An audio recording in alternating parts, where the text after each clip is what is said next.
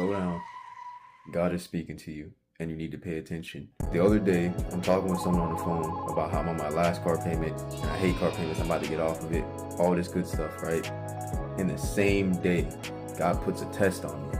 I'm in a situation where I'm working at the dealership, so I get to drive all these cars, right? And I'm driving this SS Camaro and I'm like, dang dog, this car is amazing. It's making me feel what I want to feel. It's everything I want in a car. It's in my mind, in my own understanding.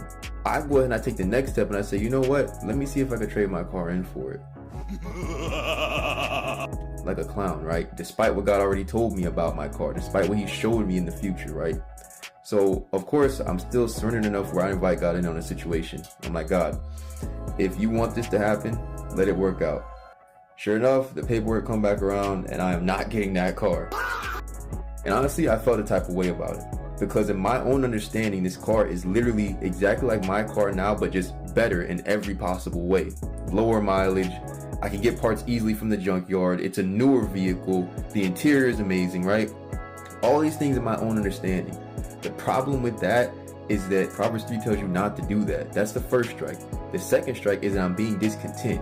God gave me a gift. He told me to keep the car. And yet I'm finding everything wrong with it. I'm nitpicking and I'm complaining instead of doing the work necessary to just improve the vehicle, to build the vehicle, right? Yeah. I'm choosing not to remain faithful and to focus on the truth. I'm actually running from what God's telling me to do, and I'm lacking trust. I'm lacking faith.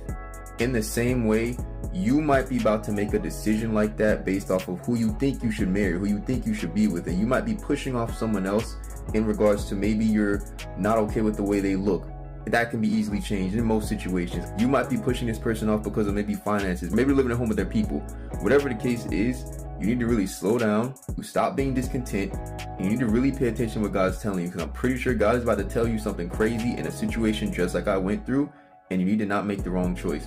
We saw what Esau did, right?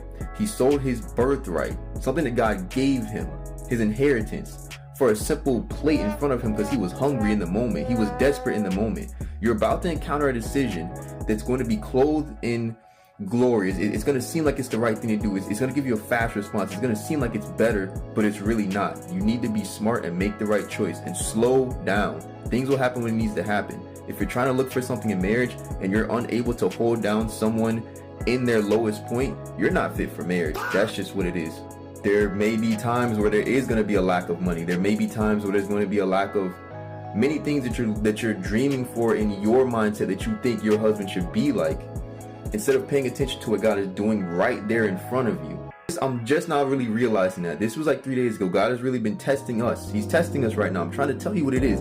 Our blessing and everything we're looking for is right around the corner, but you need to keep that belt of truth on. I'm able to see that armor of God in a certain way. I can see people's armor compromised in certain areas, and I try to tell them what's going on. I try to help them, but they just don't listen. That's why I'm trying to tell them, like, slow down, because everything is at risk right now. The enemy's trying to cause confusion. He's trying to stir up your feelings. He's trying to give you all these things right now that's going to screw you up in the long run. Like, destiny is literally right there. Like, we're in the doorway. Like, the door is open and we're standing in the middle of it. And God's giving us that last test. Like, are you going to stay true to what I'm giving you? Are you going to stay true to what I told you? Are you going to stay faithful? Are you going to persevere? Are you going to chase the things that I told you is going to happen and not move on your own understanding? Like, don't mess up, because this is a once in a lifetime chance. You're not getting it back. If you mess up with the person, if you mess up with your opportunities, if you mess up with your job, whatever the case is, you're screwed. There is no going back. There is no second chance. You got to move in on faith.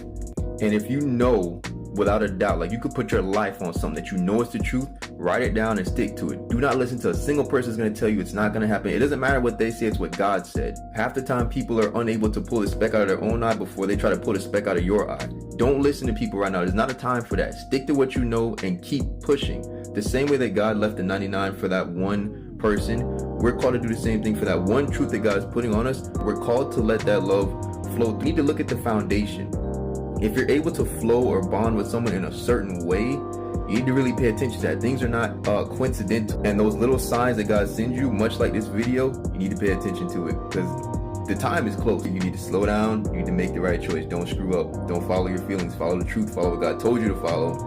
Follow what you know is true. Ask God. He's going to show you, but slow down. Like, just chill. Sometimes you got to learn the hard way. I really, really, really don't want to see all of them learn the hard way. Like, please, please.